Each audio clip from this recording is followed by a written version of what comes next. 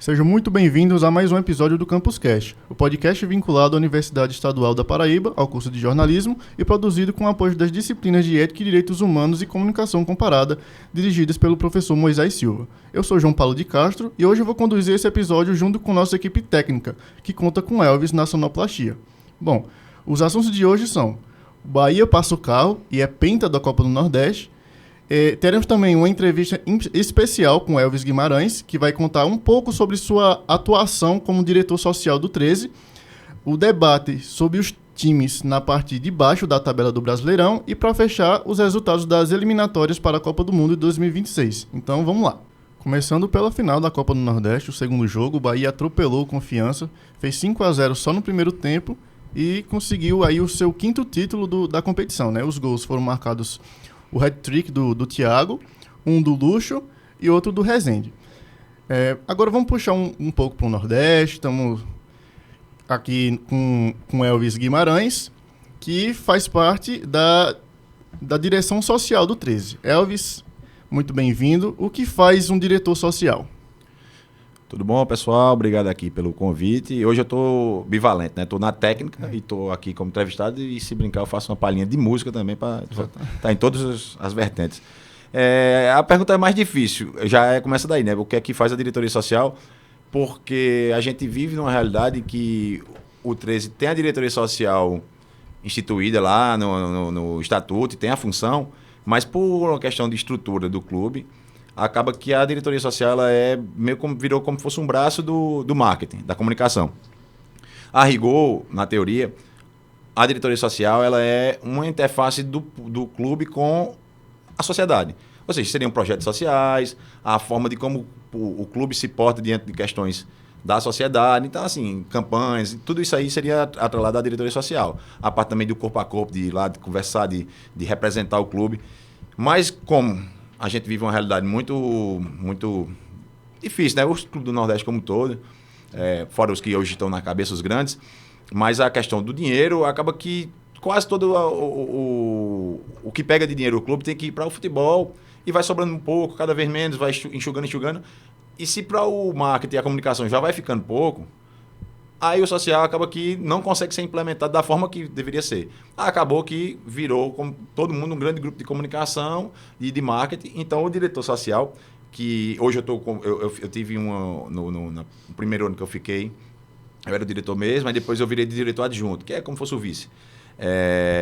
Acaba que ele faz parte da equipe de comunicação, né, hoje em dia. É isso. Bom, 13 que fez aniversário, né, no dia 7, ontem.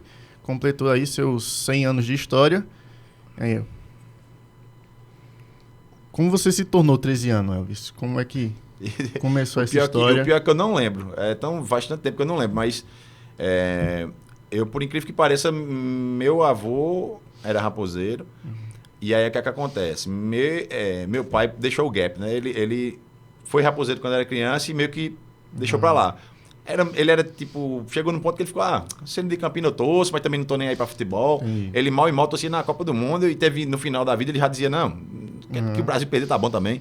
Então ele meio que tava nem aí. E aí ele deixou o espaço aberto pra eu ser outra coisa. Minha mãe é 13 anos, morava perto do PV a vida toda. Só que eu me lembro muito bem, eu criancinha, tipo, acho lá uns 8, 7 anos, sei lá, 6, e com meus primos, 13 anos no raposeiro, dizendo, você vai ser qual? E eu, meu irmão, não sei, eu quero que você não.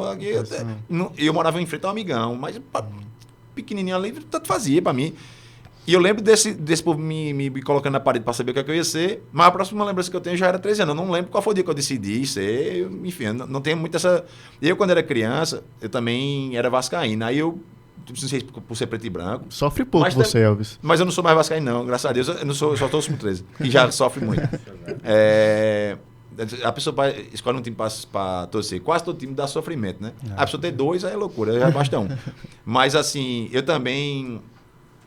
Eu lembro da época que eu era guri, como foi que eu me tornei vascaíno. Porque foi em 90, o Vasco tinha acabado de ser campeão brasileiro. Então ficou fácil, escolhe pelo momento. Aí, quando eu que eu entendi melhor, eu deixei para lá, fiquei só com 13 mesmo. Mas eu não consigo... É massa ficar até mais poético, né? Que faz parte da minha vida, eu não sei nem como é que eu virei 13 anos. Bom dia, Elvis. Opa. Felipe aqui. Eu gostaria de saber, agora que a gente já sabe um pouco da sua paixão do 13, eu gostaria de saber como você avalia essa situação que o 13 vive hoje em dia. O 13 que está com uma dívida milionária e que teve uma proposta recusada dos credores, né? Então, o 13 vive um momento muito conturbado e eu queria saber como você avalia isso. A minha posição aqui tem que ser muito mais como membro do time. Eu não posso chegar aqui como se eu fosse um torcedor. Eu tenho que falar a visão de dentro. Apesar de que minha participação foi bem discreta. Eu não sou de dentro lá, assim, dos cabeças. Mas eu tenho a visão de dentro por causa dos contatos e de saber a realidade. E eu tenho que eu vou encampar aqui o discurso oficial, que é o que acontece de fato. Essa dívida milionária, ela se arrasta de vários anos. E antes da gestão atual chegar, teve vários julgamentos do 13, de causas trabalhistas principalmente, em que não foi enviado nem sequer um advogado. Então o 13 foi julgado à revelia.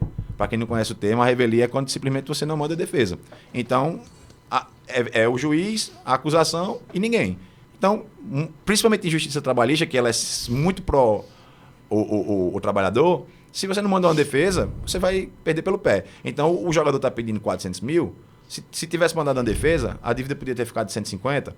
Não tem defesa, o juiz faz, beleza, 400 mil. E aí, foram 3, 4 anos de ninguém mandando nada, negligência total. Quando a gestão atual chegou, disse, vamos ajeitar a casa. Só que você não pode dar uma canetada e a dívida sumir. Foram feitos vários trabalhos de justiça, de receita, para falar lá, vamos negociar, voltamos a pagar. E os juízes, eles entendem quando tem boa fé, quando o clube está tentando pagar.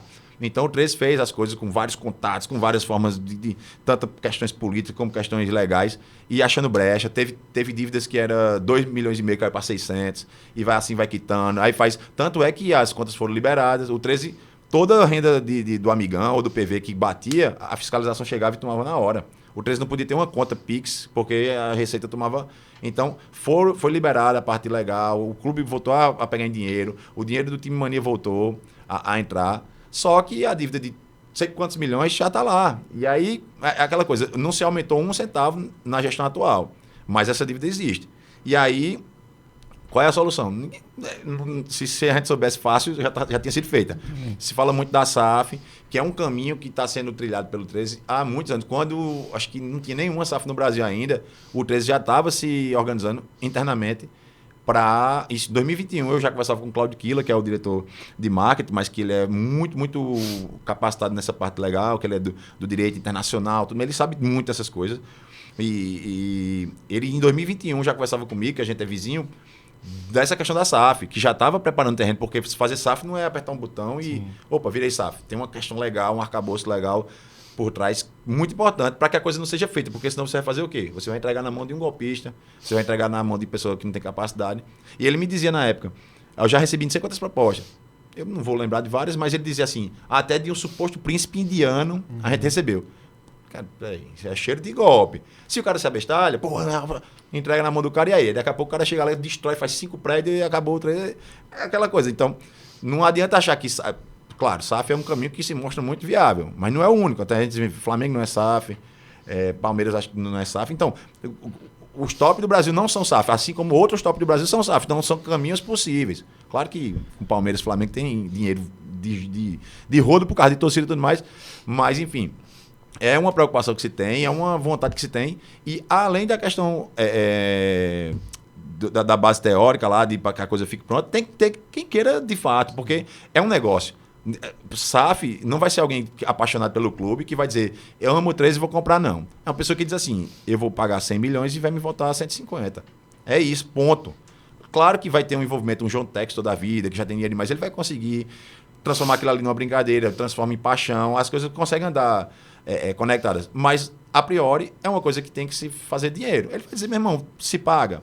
Porque o 13 é muito forte na Paraíba. Mas e aí? Como é que eu saio daqui? Será que esses milhões vão voltar? Então é um mastigado. E ainda tem. Só pode ser SAF depois que tiver a recuperação judicial, aquela que se paga as dívidas. Então, por um lado, aí se faz, eu quero pagar a sua dívida, o pessoal que a gente está devendo, o pessoal não aceita. Aí fica esse entrave. E aí, os caminhos estão sendo traçados aí. Infelizmente, o Centenário foi muito diferente do que se imaginava, porque o jogo do acesso foi ontem que o Santa subiu. Exatamente. Poderia ter sido 13, subir no dia do centenário. Dois times do grupo do Dois 13. times do grupo, dois times que a gente viu que não era nada demais, mas o problema é que num campeonato medíocre, no campeonato horrível, como geralmente é a Série D, um time medíocre, um time de pessoas que conseguem correr e pensar e não cair, tropeçar, já está com grandes chances de subir. Infelizmente o elenco do 13 esse ano não tinha muito nem perto, um pouco menos do que essa capacidade. Então, assim, o que a gente imaginou que poderia ser o dia histórico, de 100 anos, e o 100 anos nunca vai existir o bicentenário, mas o centenário não vai ter nunca mais. Pensou nisso, mas enfim, a conta nunca é 1 mais 1 é 2, né? Muitas surpresas que não dependem da gente. E futebol, você faz tudo. Você organiza a casa, você contrata, você profissionaliza. A gente fez FanFest, e você vai lá pro Amigão, você sabe, FanFest, fez aquele mix de serviços lá, deu uma cara profissional dentro de uma casa que não é profissional, que é o Amigão, né? Ainda é uma cara muito antiga, mas com a ornamentação, ficava uma coisa bonita, com atendimento, autoatendimento, com pessoas vendendo ali, aquelas mulheres que ficam andando ali vendendo. Coisa boa, de qualidade, delivery, mas o futebol, se a bola não entrar, tudo ruim. O futebol é bola no barbante, como diz o hino do rival. Mas se a bola não entrar, tudo cai. Aí cria-se um clima de insatisfação. Você pode fazer o que for, você pode estar dando ouro pro povo. Mas a bola não entrou, é safado, é ladrão, é incompetente. Aí pronto, aí você já pega com outras questões, que as pessoas já têm a questão política e também com Arthur Bolinha. Aí, quando tá dando certo, bota no pedestal. Quando deu minimamente errado, é vilão, é safado, é bandido, aí desanda, né? Então, né? A coisa não foi como queria. Bom dia, pessoal do Campus Cast. Bom dia, Elvis. Bom dia. Elvis, eu tenho 2 perguntas, né, encavaladas aqui. Não sei se você vai conseguir responder, porque você faz parte de um setor específico. Você poderia falar do programa de sócio-torcedor do 13, se existiu, ou existirá?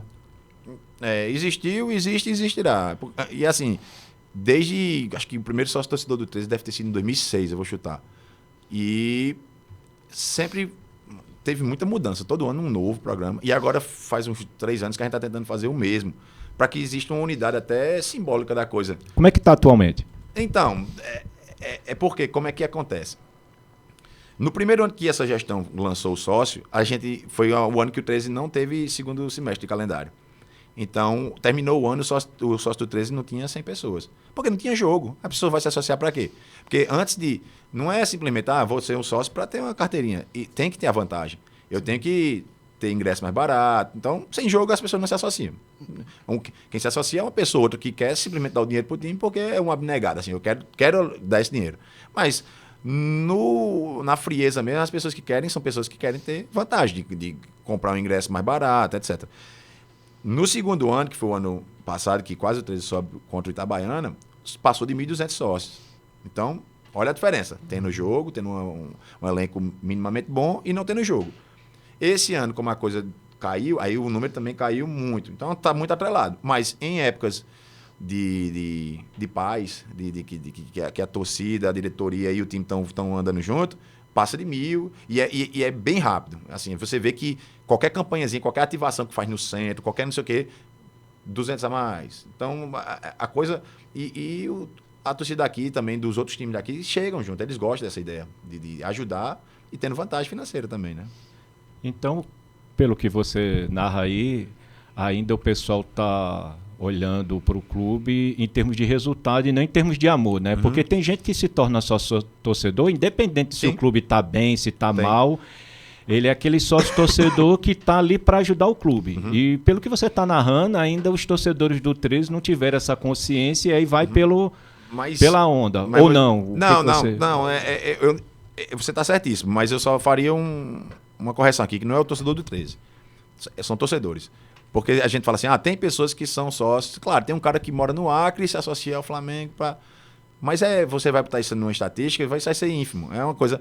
Tem gente, eu conheço gente que é de Roraima, que obviamente é daqui, mas mora em Roraima, faz 35 anos e sempre, quando não tem programa de sócio-torcedor, ele compra todo jogo, o ingresso do 13 online e rasga. Ele não usa, porque ele quer dar dinheiro ao time.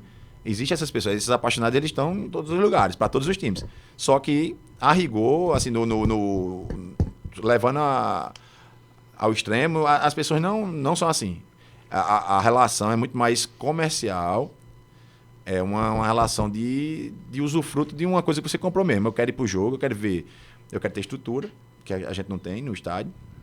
Eu quero ver futebol bom, que geralmente o futebol daqui da Paraíba tem times bons. A gente vai citar aqui o 13 de 2005, o 13 de 2011, o Campinense de 2008, então 2018. Existem os picos, mas quando você pega o nível médio do futebol paraibano, é fraco. Então, gente que é acostumada a ver Real Madrid, ver jogo da Série A, tem gente que não quer ir, simplesmente. Eu não vou ver. Pra mim, não. A minha relação com o futebol é muito mais brincar com um amigo, abraçar um bebo, e não sei o que lá, e chupa um cremosinho, e vai tomar uma cerveja, e como um pé de galinha, a resenha. O cara perde e faz, mas meu dia ainda foi bom, porque brinquei com a galera ali, existe uma questão de unidade simbólica, todo mundo reunido, né, por uma paixão, aquela coisa de você fazer parte, né? É massa, mas a maioria das pessoas não estão muito preocupadas. Isso se desenvolve. Aí, qual que é? Eu acho que eu até falei isso nas internas, que eu acho que todo time de futebol tem que tratar a sua torcida como cliente. Você não pode, como gestor, pensar que as pessoas vão ter a mesma cabeça de apaixonado que você tem. Que as pessoas estão deixando loja para poder tomar conta do 13, estão deixando a família. São 10% tá ali e tá pensando dessa forma. Mas a maioria das pessoas são clientes. Assim como você vai no restaurante e a comida veio fria, o garçom lhe atendeu, ruim, aí você faz, não vou mais não, vou na concorrência. No time de futebol, o cara não vai virar casaca, mas o cara para de ir pro jogo. Irmão, eu vou para... A bola não entra, o 13 só me faz sofrer. Qualquer time, eu tô falando do 13, mas todo time é assim. Então, se não for uma relação de eterna reconquista da torcida, as pessoas não se associam, as pessoas param de ir pro clube, para o campo. As pessoas que eu digo é para dar 15 mil pessoas no estádio. Os 2, 3, 4 mil pessoas sempre vai dar. Sempre vai dar. Não, renova, as pessoas estão levando os filhos, eu levo minhas filhas. Essa patotinha ali que segura a base da coisa, da existência da torcida do 13, nunca é imutável. Mas, para você transformar em clube de massa, para você ter grandes números, grandes vendas, aí é outra coisa. Inclusive, falar em grandes vendas, do ano passado e esse ano, a camisa do 13 vendeu mais de 1.000, foi recorde histórico. Então, assim, basta ter produto de qualidade que a pessoa chega. Essa questão comercial aflora. Elvis, aí a minha segunda pergunta é mais dentro do campo esportivo. Seguinte, a gente está falando de um clube de futebol que já foi campeão da Série B em 86. Né? Um clube que chegou na Copa do Brasil, acho que foi nas quartas de final. Quartas, 2005.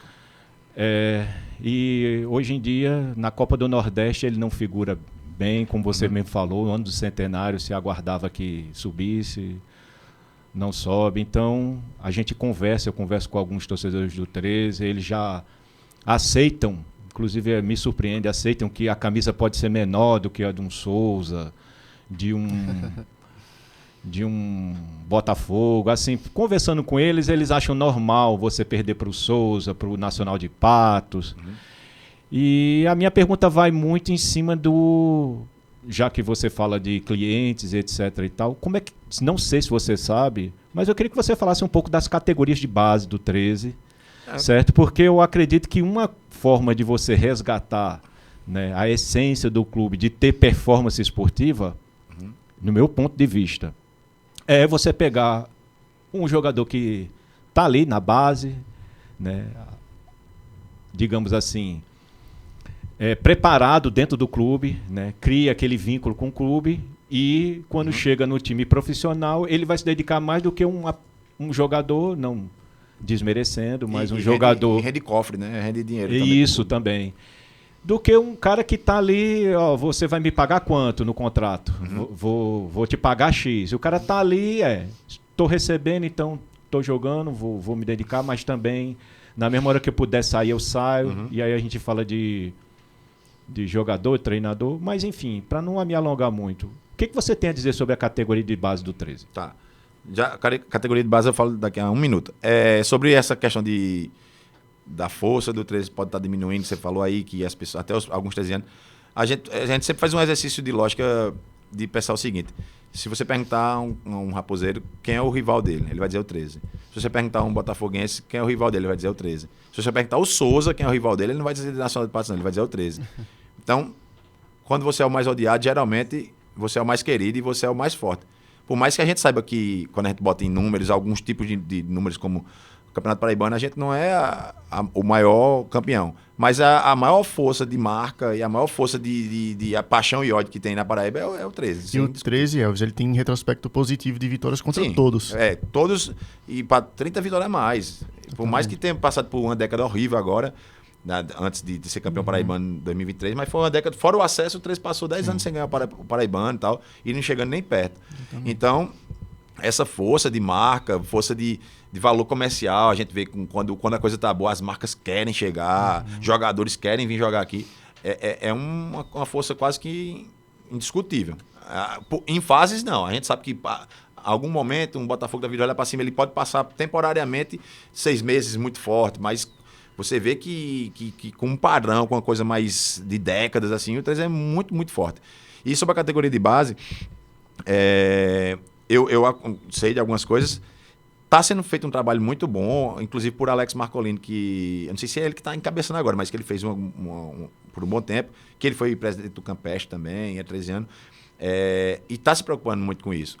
Tanto por essa questão que você diz de criar uma relação com o clube para que seja como os meninos da vila, essa coisa, mas que para além dessa questão de amor, que também é importante, mas que traga frutos dentro... Que tinha, né? Era trezinho, né? Falava-se muito trezinho. Trezinho e raposinha sempre existiram. Agora a questão que está sendo levada bem a sério também, assim, questão de se entender isso também como uma fábrica de jogadores.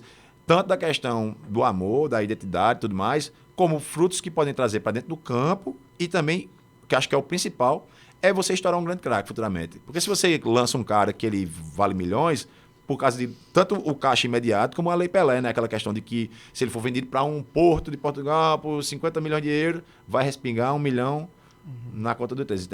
É uma questão de você estar minerando realmente valores, as joias raras, né? Tá lapidando ali para vender e um dia fazer caixa mesmo também, porque aí eu reestruturo, contrato mais gente, que é o que um Inter faz, um Santos faz, os times que tem muita base, o Fluminense tem ali aquela coisa de Xerém, o Flamengo.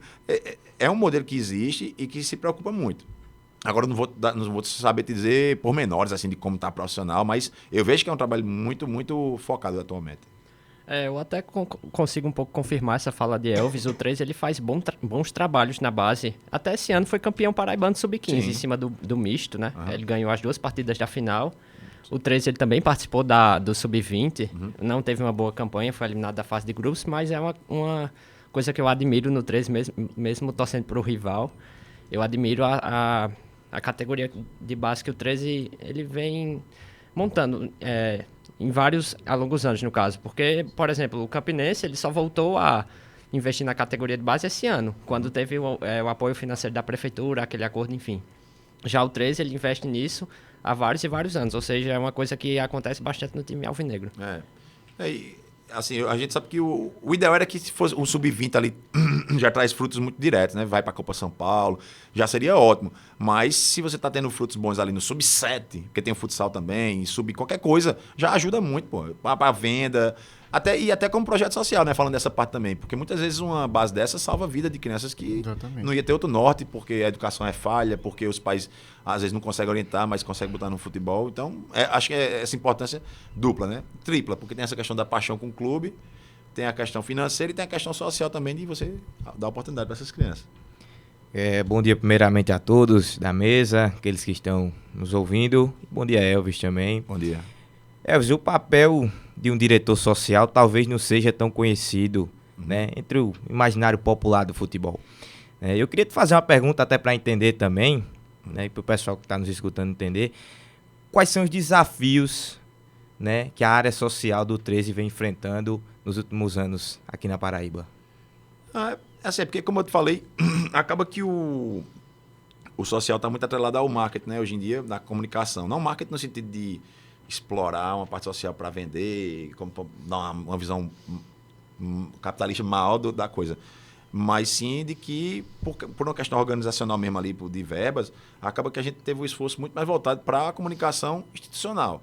Mas, em alguns momentos, a gente transformou aquilo ali em parte social também, como a gente pegou uns filhos cujo pai havia morrido fazia pouco tempo e eles tinham uma relação muito forte com o 13 por causa do pai. Então foi acompanhado o dia deles para ir até o estádio, aquela coisa. Sempre teve, até porque, até questão de patrocínio, a gente precisa fazer campanhas sociais com relação ao Detran. O Detran, ele é um órgão estadual que patrocina os times que tiverem interesse de receber, e a contrapartida é fazer campanhas sociais, de conscientização de trânsito. Tem o Tribunal do Trabalho, que também, para a questão de exploração infantil. Então, algumas dessas demandas já vêm de cima, e acaba que a gente faz por questão de contratual mesmo, que a gente precisa fazer.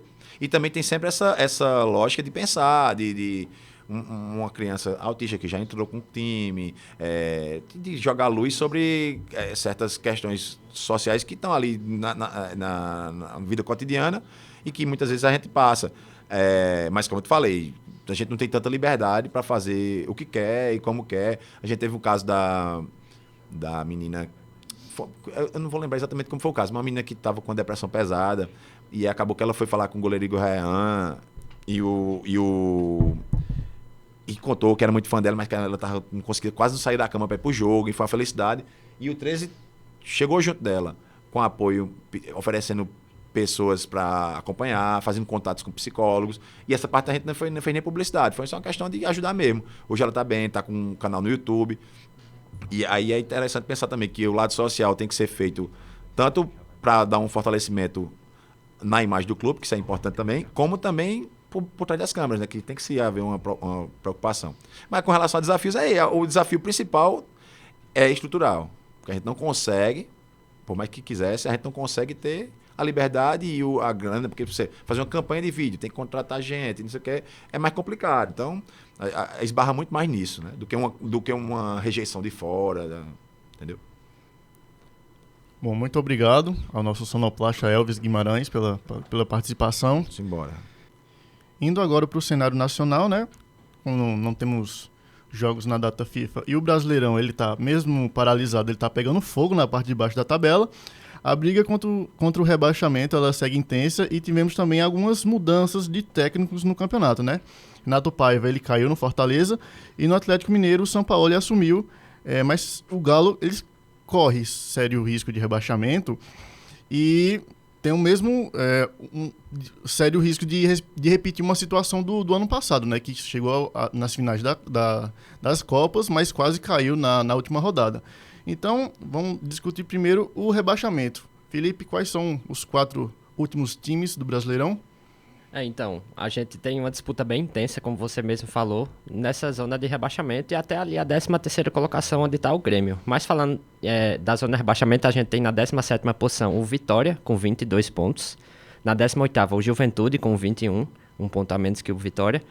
Na 19ª posição, um pouco mais distante dos dois, o Fortaleza, com 15 pontos. E na última posição, o Lanterna Sport, com 10, numa situação bem complicada. O que é que vocês acham aí que os times devem adotar para tentar fugir dessa situação que é ruim da zona de rebaixamento? Cara, pra mim o Sport já é decretado, sendo bem honesto. Passou o Brasileirão muito mal. No final do primeiro turno teve alguns empates, até conseguiu a vitória contra o Grêmio, né? Fazer o quê? Não precisava lembrar. Se todos os jogos tivessem sido contra o Grêmio, né? Aí o Sport talvez tivesse na briga ainda. Pra mim o Fortaleza ele é uma incógnita. Teve um trabalho muito bom com o Vojvoda nos outros anos, esse ano realmente não estava bem. Então contratou Renato Paiva, de 10 jogos só ganhou 1, e agora contratou Palermo. É um argentino, né? Marcelo Paes, que é o CEO do Fortaleza, ele disse que buscou um treinador que tivesse impacto no vestiário. Então, assim, é uma incógnita muito grande. Ele não teve nenhum jogo. Então o Fortaleza está numa situação crítica, mas Marcelo Paes, CEO do Fortaleza, apostou muito nele. Então acho que a gente tem que esperar um pouco para ver se ele vai subir ou então vai continuar na mesma. Rapaz, dizer para você que se o Fortaleza quer um técnico com impacto dentro do vestiário, então esse cara não é o Palermo. Todo respeito, aí fica uma opinião individual minha, mas é um treinador que vem de um Olímpia, né? Não que o Fortaleza também seja um time tradicional, gigantesco, né? Assim como o Olímpia, mas aqui no Brasil talvez eu veja essa coisa da torcida com mais força, né? do que a torcida do Olímpia. E aí você vem para buscar um técnico que você quer que ele tenha esse respeito, quer que você tenha essa convivência com os jogadores, de fazer ele mudar a cabeça dos caras, porque você tá numa zona de rebaixamento. Em situação crítica. Situação crítica, 15 pontos, né? E aí você vai precisar aí disputar com outros times que estão ali na faixa dos 21, 22, né? E aí vem Santos, se eu não me engano, Vasco também. 22 pontos, Né? 2. Nessa casa dos 22, 21 pontos, que aí tem chance, sim, tem uma briga na cabeça do rebaixamento ali, né? E o Fortaleza fica em situação crítica. Então, se era esse cara que eles estavam procurando, um cara para mudar o vestiário, eu não acho que seja o Palermo. Não dá pra saber o que esperar, né, Eric? Não dá também, né? A gente também não acompanha a carreira desse treinador, Exatamente. né? Não era um cara monitorado, um cara que a gente observava, que a gente tem assim um panorama do que ele fez, né? Então fica difícil julgar o que é que ele vai fazer no Fortaleza. Posso queimar minha língua, né? Mas acredito que ele não é esse cara, não. Concordo plenamente com o Eric. De decisão por pênaltis ele entende, né, Palermo, né?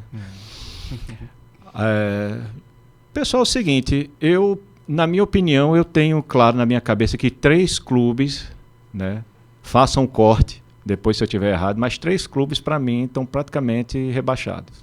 Sport, Fortaleza. Eu ia colocar Juventude na conta, mas com o retorno do Carpini, é porque futebol é a tal coisa, né? Voltou aquele estímulo, voltou aquela energia, né, positiva, mas aí você começa a brigar, por exemplo, o Juventude joga com o Flamengo, né, em casa, né, no Alfredo Jaconi, né? Então, fica difícil você... né? Então, eu apostaria nisso, né? Certeza, Sport, Fortaleza, Juventude, aí uma vaga, né? Ou Vitória, ou Vasco, ou Santos, dependendo quem fizer mais besteiras, né? Dos técnicos, né? Como o Eric já falou, né? Sampaoli teve uma campanha, né, maravilhosa no Atlético Mineiro. Teve um ano aí que ele, né, se superou, mas a gente também conhece, né, o jeito Sampaoli de ser. Me desculpe até o trocadilho. Quando ele começar, eu necessito de reforços, quero Cueva, ou quando ele começar a pedir um jogador que ele quer muito, e o Atlético Mineiro começar a gastar por conta para contratar o jogador que ele quer, também não sei se foi discutido isso no contrato, né? Pode ser que ele fale assim, a gente já tem um time forte, não precisa de você estar pedindo reforços, né? Mas é muito do perfil do Sampaoli isso. Então, ano passado foi isso, né? O Atlético Mineiro, ele foi para as Copas, né? Abandonou o Brasileiro. Esse ano, para a sorte dele, né, com a vitória do Cruzeiro, eu acho difícil reverter, né? Mas aí tem um fator Sampaoli para tentar reverter esses 2-0. Se continuar nas Copas, aí vai ficar a mesma coisa do ano passado, sendo que ano passado era Libertadores, esse ano agora é Sul-Americana. Então eu vejo complicado essa situação desses clubes que estão na zona de rebaixamento. E o calendário do Galo, professor, é bem complicado, porque tem um Cruzeiro, agora na quinta, aí depois um Brasileirão tem uma briga direta com o Santos, aí depois já vai jogar Sul-Americana, aí depois Botafogo, aí o jogo de volta da Sul-Americana, então assim, não tem moleza, o São Paulo vai ter que se reinventar muito. Eu tenho uma pergunta, professor Moisés. Eu acredito, professor, que o Galo não queria contratar o Sampaoli, não. Eu vejo, assim, talvez possa ter tido uma percepção errada, que vem aí uma pressão de fora do clube, né? Dentro do clube talvez não fosse isso que o Galo queria. Concordo com você. Houve uma pressão nas redes sociais para a contratação do Sampaoli, né? Tinha na mira Pedro Caixinha, né? Sampaoli e... Martin Anselmi, estava acertado, sim, apalavrado sim. E voltou atrás. Então, Eric, aí realmente eu concordo com você, foi realmente uma pressão externa, mas eu sempre penso assim, técnico de futebol estrangeiro para funcionar no futebol brasileiro tem que ter uma experiência. São Paulo tem muitas negativas e uma positiva, digamos assim. Ele teve a experiência positiva no Santos, né? Mas teve uma experiência negativa no próprio Atlético Mineiro, porque ele começou liderando o Campeonato Brasileiro. Era um Campeonato Brasileiro de 2020 que ninguém quis ganhar, né? Acabou caindo no colo do Flamengo. Se alternou Atlético Mineiro, São Paulo, Inter, né? E a experiência no Flamengo, que eu não vou nem mencionar aqui, a agressão ao Pedro e etc e tal. Então a gente tem das experiências 2 negativas e uma positiva que foi a do Santos, né? Então é pressão da torcida, né? E aí é que se pergunta, quando se fala tanto de SAF, de administração, né? Que meus colegas aqui adoram falar que a SAF é positiva, etc. Eu fico pensando, né? Tá aí, SAF, dívida maior, dirigente cede à pressão de torcedor. Então eu não entendo direito onde é que está a suposta o suposto profissionalismo, né, que deveria estar. Deixando aqui clara a minha opinião sobre esses rebaixados, os supostos rebaixados do Brasileirão. Eu consigo apontar apenas o Sport como esse favorito a ir para a Série B. Claro, temos a situação do Fortaleza, que é bem complicada, mas vale lembrar em 2022 que o Fortaleza ele era cotadíssimo a ser rebaixado e tinha os mesmos 15 pontos, só que na lanterna. E a gente sabe o que aconteceu. O Fortaleza, assim, de forma histórica, surpreendendo a todos, ele ascendeu no campeonato e terminou o campeonato em 8º. Então, eu acredito que o Fortaleza ele pode, sim, escapar. Claro, a situação é bem mais difícil. A situação em 2022, o Fortaleza tinha 15 pontos em 19 jogos e hoje são 15 pontos em 21. Ou seja, 2 jogos a menos que o Fortaleza tem para tentar sair dessa zona. Mas eu vejo que o Fortaleza... com um grupo bem estruturado, Exatamente. Era o mesmo treinador, Felipe. Exatamente. Não é um técnico que o clube está fazendo uma aposta, que a gente não sabe nem internamente como é que deve estar funcionando dentro do vestiário, né? Porque com a contratação de alguns argentinos, ninguém sabe como é que está funcionando lá dentro. Então, o cenário anterior que o Fortaleza escapou era um cenário que o grupo e o técnico estavam fechados. Eu não vejo isso hoje. Não estou assim, dizendo que não... Né, se você aposta que o Fortaleza ele vai escapar, beleza. Porque também, zona de rebaixamento, o que a experiência me conta é o seguinte, você ganha 2 partidas seguidas já... Porque a desgraça da zona de rebaixamento, né, vou passar a palavra para você, é essa. A zona de rebaixamento ninguém ganha, né, qualquer empate já tira o time lá da degola, etc. E tal, porque é isso, a tendência é só perder, só perder, só perder. De repente você ganha 2 partidas e já está lá em cima. Mas era só essa observação que eu queria falar, né, pode continuar. Claro, a situação atual é bem mais desastrosa do que a de 2022. Mas esse é apenas um dado que o torcedor do Fortaleza talvez tente se apegar para acreditar que o time ainda pode sair dessa zona. O Juventude eu também acho que talvez... É porque assim, a gente tem vários timaços, né? Grêmio, Atlético Mineiro, Vasco, Santos, times de renome que estão ali lutando contra esse rebaixamento. Então a gente acaba que sempre... tende a achar que os times menores, de menor expressão no caso, como Vitória, Juventude, talvez eles tenham uma chance maior de ter esse rebaixamento decretado, mas a gente pode sim ter um time desses, como eu citei, Grêmio, Atlético Mineiro, Vasco e Santos, que possam ocupar essa vaga do rebaixamento. Então, assim, eu acredito que daqui a umas 5, 6 rodadas a gente pode não decretar, mas ter mais certeza em quem vai ser os integrantes da próxima Série B. E pra mim, eu faria as palavras de Felipe e a minha, porque assim, o Fortaleza, como o professor Moisés falou, é uma aposta. Pode ser muito bom o time, assim como pode ser algo extremamente desastroso. Então, pra mim, o Sport é o que tá, desde há muito tempo, decretado na zona.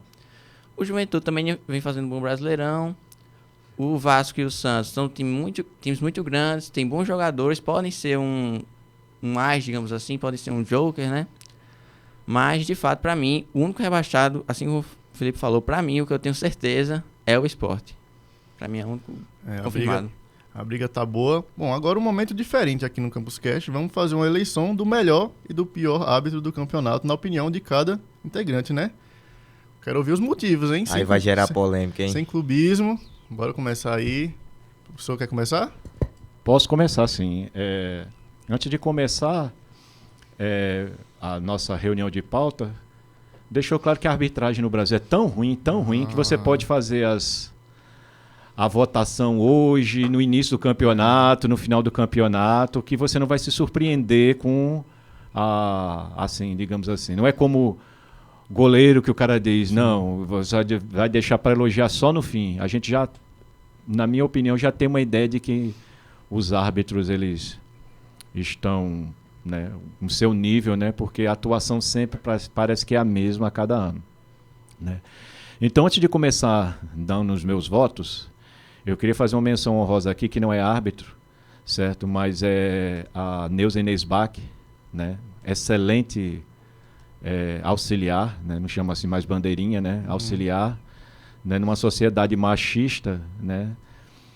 A gente vê a capacidade dela de acerto. Vai errar, porque todo ser humano erra, mas se você for comparar com outros auxiliares, né? Fica aqui a menção honrosa a Neuza Inês, né? Então, começando pelo pior, né? Vamos começando sempre pelo pior, depois pelo melhor, perdão. Melhor entre aspas. Melhor entre aspas. Menos assim. pior. Menos pior, gostei. Meu pior é Ramon Abate Abel. Nossa. Complicado. Esse aí é Apitou ontem. Ontem ele apitou, Santa Cruz e América. ele deu 7 de acréscimo e encerrou com 1 a menos. Exato, faltava 55 segundos, o América tentando ali num sufoco final, ele acabou. Então, por que ele é o meu pior? Porque desagrada todos os dois clubes, né? Sempre o pessoal sai reclamando, tanto o time da casa como o time visitante, sempre sai reclamando dele em várias partidas. Agora, gente, o que é curioso é que na Copa do Mundo de Clubes, ele fez uma arbitragem boa. Inclusive, ele expulsou um jogador do Real Madrid, salvo engano, né, que foi como se fosse o último homem contra o Monterrey. Acho que foi essa a arbitragem, todo mundo elogiando, etc. E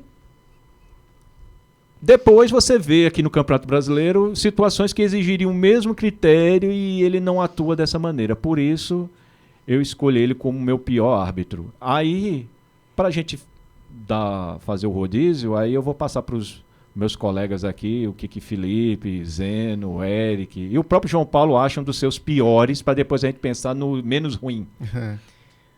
Vou me livrar logo do assunto, né?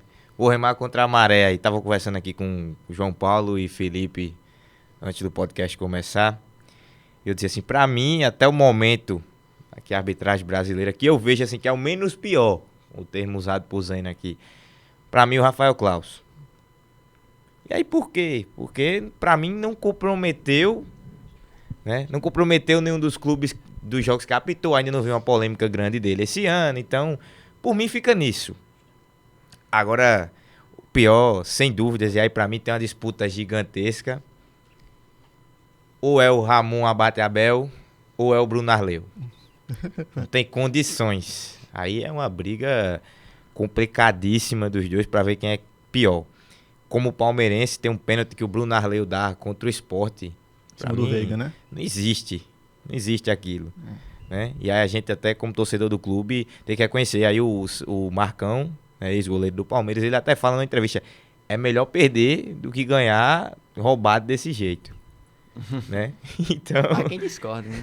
Há quem discorda. Ô, Eric, inclusive até o Bruno Arleu, se eu não me engano, é árbitro show. É aquele árbitro que quando erra pra todo mundo ver, prestar atenção nele. Gosta de Eu aparecer. gosto muito de comentar sobre esses árbitros que comenta-se que o árbitro ele não deve aparecer, né? Então, já que eu não vou aparecer, eu vou fazer alguma coisa muito errada aqui para que o pessoal note. Eu sou Bruno Arleu.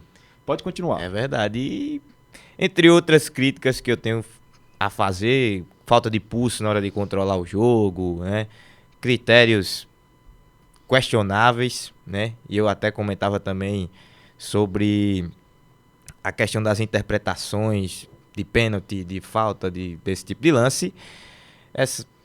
Essas nuances que o futebol tem, e eu fico então aí com entre Ramon Abate Abel e Bruno Arleu. Não dá pra definir o pior. Cara, eu acho que é um universal que Ramon Abate Abel. Geralmente, enfim, não é o melhor, só que pra diferenciar um pouco, Eu falar de Edna Alves, que enfim, infelizmente, por jogo, às vezes perde um pouco. Ficou marcado muito esse ano o jogo contra o Novo Horizontino em São Paulo. Que enfim, o Novo Horizontino reclama muito sobre expulsão, sobre ser pênalti. O VAR, inclusive, chamou, não foi o pênalti, se não me engano, foi algo assim. Então, assim, ela foi muito marcada esse ano pelas críticas do Novo Horizontino. E eu acho que escolheria ela. Cara, sobre o menos pior é difícil, porque assim, é muito raro você achar um árbitro que não tenha polêmica, de fato. Sempre vai ter, só que um árbitro assim, que eu respeito, talvez até por sua relevância internacional, né? Já apitou o Mundial, de clubes de a Copa do Mundo. Inclusive é muito marcado pelo meme com o Bellingham, né? Que Bellingham é surpreso. Eu diria, o Wilton Sampaio. Não é o melhor, tem suas polêmicas, só que assim, pra relevância internacional, já jogou jogo grande, já apitou jogo grande, eu votaria com ele, assim, eu acho que ele não sucumbiria à pressão. Exatamente. O Wilton Pereira Sampaio, eu vejo ele como o menos pior também. Mas eu gosto, sou polêmico. Fugindo um pouco da opinião dos meus colegas de mesa, eu elejo aqui, sem dúvidas alguma, o pior árbitro do Brasileirão, como Flávio Rodrigues de Souza. É inacreditável, não consigo, assim... Claro, tem outros nomes também que tem erros grotescos, opiniões controversas, mas o Flávio Rodrigues de Souza, pra mim, ele se supera. Você gosta Claro, da cara dele?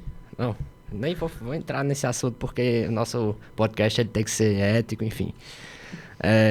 Claro, o Ramon Abateabel, ele gera um pouco de desconforto à minha pessoa, mas não chega ao nível do Flávio Rodrigues de Souza. E eu também gostaria de citar a Edna Alves, eu também não sou muito fã dela, tem decisões e polêmicas que envolvem o nome dela que eu não consigo ter um certo apego à pessoa dela.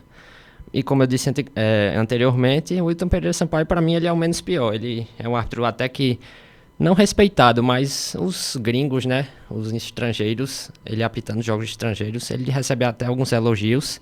Aqui no Brasil a gente tende a não elogiar árbitros com muita frequência, mas lá fora eles elogiam o Wilton Pereira Sampaio. Uma coisa até que eu queria deixar claro, que a gente estava conversando um pouco lá fora, que é tirar um pouco esse peso da arbitragem, porque assim, a gente pega duas comparações, por exemplo, o campeonato inglês.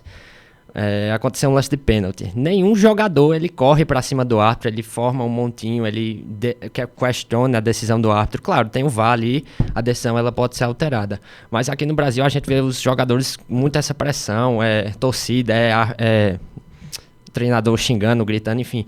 Isso acaba até precipitando a decisão do árbitro. Ou seja, por isso que a gente pode ter diversas e inúmeras erros e decisões controversas, que é o que acontece no futebol brasileiro. Lá geralmente é só os capitães, né? Isso é o que recomenda o futebol, só que no Brasil vai tudo, e vai o técnico xingar, e vai todo mundo e vira aquela baderna. Exatamente, isso que eu gostaria de ressaltar, que é um sério problema que a gente vive aqui. Tá na regra, né? Só o capitão falar com o juiz, mas acaba que nem o próprio juiz aplica essa regra. Então, forma um montinho ali no árbitro, um pênalti, vai 25 jogadores, torcida invade o campo, todo mundo invade o campo para falar com o juiz. Isso acaba atrapalhando. Por isso que a gente talvez tenha decisões e tantas decisões erradas na arbitragem brasileira. Bom, chegando agora na minha vez, né? Eu preferiria citar o elenco do Bangu, vice-campeão brasileiro em 85, do que falar dos melhores árbitros. Mas vou começar pelo pior. Pra mim é o Daronco. O Anderson Daronco, pra mim, é o pior. O que a mãe do Daronco já sofreu na minha mão assistindo um jogo é brincadeira, assim. Não consigo, não tem critério, me irrita muito. Já tô começando a me exaltar um pouco aqui na mesa. E assim, o que eu acho assim que tem um pouco mais de critério, que não me irrita tanto, que eu vejo que o menos pior é o Rafael Claus. Concordo aqui com o Eric. Pra mim é o que tem mais critério do que os outros. Consegue mais controlar o jogo, não cai muito em papo de jogador. Então, pra mim, eu fico com o Daronco sendo o pior e o Rafael Claus sendo o melhor árbitro. Os dois palmeirenses, né? Dois palmeirenses, claro. Mas, eu vi ali da vida, né? O apontar de dedos ali. Coincidência. Julgamento aí, ó. Por palmeirense. E unicamente palmeirense. Né? Mas é coincidência da vida. Bem, pessoal, o pessoal opinou aí e fico feliz, contente que tirou um peso das minhas costas como questão de melhor, porque eles já falaram menos pior, né? Aí você fica mais à vontade para dizer, porque, como vocês mesmos falaram, né? Tem todas essas polêmicas de arbitragem, e o meu voto de menos pior vai para Rafael Klein. É um árbitro que ele apita, não fica batendo muito papo, pelo que eu noto, né? Ele não fica batendo muito papo, né? Ele toma as decisões dele, né, sobriamente, não é muito de ficar conversando. Apitou, decidiu. Me lembro pouco dele em polêmicas de arbitragem, pode ser que tenha. Então, meu voto de menos pior vai para o Rafael Klein, inclusive da Federação Gaúcha, né? Então, lá tem Grenal, né? Acho que ele deve ter administrado bem isso, porque eu não vejo tanta reclamação, né, da arbitragem dele. Então seriam esses a votação aqui do Campus Cast de melhor e pior árbitro. Mas é aquele negócio, né? Quando é um racha assim entre a galera, só no grito a gente apita melhor que os árbitros brasileiros, né? Então é um tema complexo, mas enfim, né? Bom, antes de fechar essa parte, vale comentar também a punição do Bruno Henrique, do Flamengo, né? Professor que é flamenguista, poderia falar mais. Então, ao contrário de alguns rubro-negros que estão achando que deveria ser inocentado o Bruno Henrique, é sabido no futebol, só para deixar claro, né? É sabido no futebol que o jogador ele toma um terceiro cartão por vários motivos. Data FIFA, né? Porque tem uma partida mais importante, você não vai ficar fora, e foi isso que ele fez, certo? Houve prejuízo esportivo? Não, porque o clube mandou fazer, certo? Então, a decisão do STJD, eu acho que foi acertada em inocentá-lo dessa parte e puni-lo na questão ética, né? Ele foi punido por conduta antiética no esporte, que, na verdade, foi isso. Ele forçou o cartão, comunicou aos seus colegas, e eu não sou fã de jogador de futebol, certo? O Bruno Henrique, para mim, né, a gente teve até uma nota do Flamengo dizendo que ele é ídolo no Flamengo. Eu acredito que, na minha opinião, né, eu como torcedor do Flamengo, né, a gente vai lembrar dos feitos dele. Talvez essa questão de idolatria ou de ídolo, né, possa ser percebida mais à frente. Hoje, atualmente, eu não tenho, principalmente porque não é o primeiro erro, né? Ele já tinha um problema de uma carteira de motorista, né, falsificada, que ele havia encomendado, comprado, não sei bem, né? A história é essa, né? Não sei como ficou, né? E aí vem com outra polêmica, certo? Então, para mim, uma pessoa que já teve um problema, ainda se submeteu a outra, é porque realmente o futebol no Brasil é um esporte que o jogador acha que tem passaporte para tudo, né, que pode fazer todo tipo de coisa, principalmente sendo jogador do Flamengo, certo? Aqui vai uma ressalva aí, porque a gente tem que colocar o jogador de futebol, certo? Como ele tem que ser tratado. Atleta, certo? Ele não é estrela, não é popstar, certo? Como na Europa, né, já que trazem como espetáculo, todos eles são, né, artistas, etc. É um atleta de alta performance que deve satisfações ao seu clube porque recebe salário, e como recebe salário, ele não pode estar atrelado a determinadas práticas. Então, a minha opinião em relação à punição, 12 jogos foi pouco, tá? Mas também não acho que deveria ser os 24, né? Que aí os antes, né, acham que deveria ser uma punição altíssima. Acho que 12 ou mais alguma coisa, certo? Tá de bom tamanho que o pessoal... Porque, na realidade, o Flamengo vai tentar o efeito suspensivo, ele vai jogar algumas partidas, daqui que vem a punição, certo? Então, para mim, poderia ser assim, 12 sem efeito suspensivo. Pegava, passava os 12, porque, na realidade, eles vão tentar diminuir isso. E, assim, terminaria, eu acho que o Campeonato Brasileiro, ele pouco participaria, né? Porque são 21 rodadas. Se são 21 rodadas para 39, faltam 18. Com 12, ele só participaria de 6. Então é isso, é para ficar fora mesmo, certo? Porque a gente não admite mais esse tipo de conduta. Perfeito. Bom, chegando agora na nossa querida data FIFA, né? Vamos passar pelos resultados das eliminatórias, Copa do Mundo 2026. Vamos comentar o que aconteceu na América e também um pouco na Europa. Começa por... Começa pela América, o jogo do Brasil. Bom, só dando um resultado parcial sobre tudo que aconteceu. Foi um show de 3-0, né? Dos 5 resultados, 4 foram 3-0. Quer saber, né? Pra quem quer saber, foram 3-0 do Uruguai em cima do Peru. 3-0 da Colômbia em cima da Bolívia. Um Paraguai e Equador 0-0, o único empate da rodada. Argentina 3-0 na Venezuela e o Brasil 3-0 no Chile. Bom, as eliminatórias estão chegando no fim. Essa foi a penúltima rodada. Amanhã será a última. E já dá pra gente ter mais ou menos ideias de como será a Copa do Mundo, certo? Bom, o Brasil, ele teve um pós-ciclo, né, depois de Tite. Certamente conturbado, não foi uma organização muito boa. Teve episódios muito marcantes, como foi Zé, o você Olé. me permite eu interromper só um pouco? Eu queria saber se o Eric sentiu saudade do Neymar, sentiu falta do Neymar no jogo. Porque no episódio passado ele... ou o Neymar jogava ou ele infartava, certo? Não, acho que, assim, a seleção brasileira, professor, mostra uma evolução gigantesca, né? E eu vim até comentando com meus colegas nesse processo o Carlo Ancelotti, né? Perdão. Acho que evoluiu bastante, né? E como a gente vinha falando, até comentava com um colega meu, Marcelo, e ele disse assim que o Brasil passaria sufoco contra o Chile se fosse o Fernando Diniz ainda no comando da seleção. E concordo. Eu discordo. Concordo, cara. Eu sou dinizista. Concordo plenamente. Até no comando do Dorival Júnior mesmo, a gente percebia o que eu via talvez fosse o maior problema da seleção brasileira, não era só o que jogava dentro de campo, mas o extracampo também interferia muito.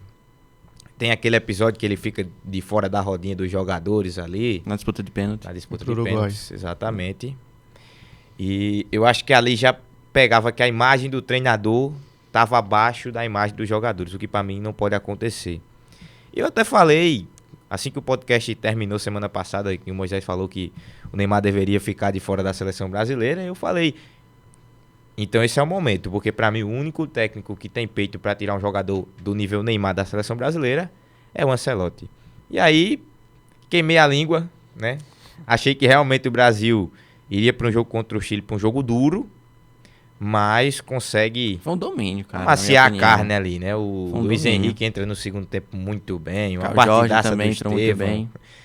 O Carlos Jorge, coitado. Ele entrou, o Brasil fez 2 gols, né? Não quis dizer nada não. Mas Cruzeirense, né? é isso aí. É uma evolução nítida, né? A gente vem percebendo isso. Inclusive a atualização, né? Carlos Jorge, ele sentiu um pequeno desconforto e foi chamado Andrés Pereira, certo? Pro Exatamente. seu local. Vai ser um jogo contra a Bolívia. Entrando agora na última rodada, vai ser um jogo contra a Bolívia. É na altitude, talvez nem jogue, né? Acho que ele vai mais pro treino mesmo.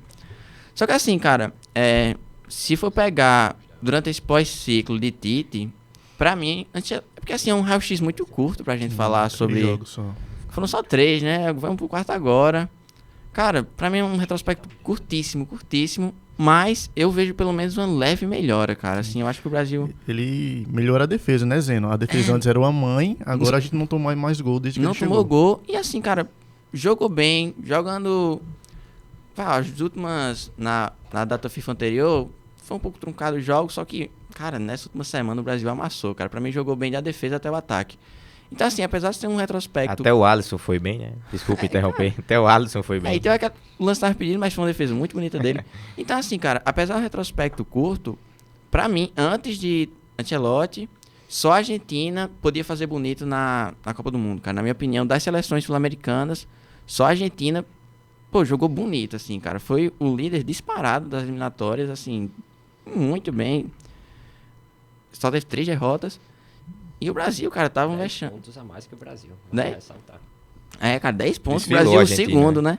Então, assim, mas com esse novo ciclo, eu acho que o Brasil talvez chegue como um dos favoritos pra Copa, juntamente com a Argentina. Pra mim, da Sul-Americana são os dois. Tem um que vão correr por fora, né? O Uruguai, que é uma seleção grande, talvez corra por fora. Agora uma pergunta, Zeno. O Messi já tinha desistido da seleção argentina uma vez. Você acha que ele pode voltar para disputar essa Copa em 2026? Cara, Messi pra mim, cara, eu não duvido nada dele. Ele é um monstro, Na cara. minha opinião, se você acha Neymar indispensável, o Messi é 10 vezes mais indispensável. Mas aí a questão é o querer jogar, né? Cara, o Neymar mas tem assim, vontade, pode não ter capacidade física. O Messi parece que já zerou o game, né? Mas Não assim, quer mais ir. dessa Messi, vez, uma perna, ele joga melhor que tudo. dessa vez faz o pedido dele oficial. Ele tá se despedindo um pouco, foi o último jogo dele agora na Argentina. Fez 2 gols, fez bonitos gols, na minha opinião, né? Um de cobertura e outro que ele pegou de primeiro. Aquele segundo gol até eu faço. Não, mas você está comentando o podcast, você acha que vai um gol nas Até eu eliminatórias. faço. Não, mas enfim, pra mim Messi...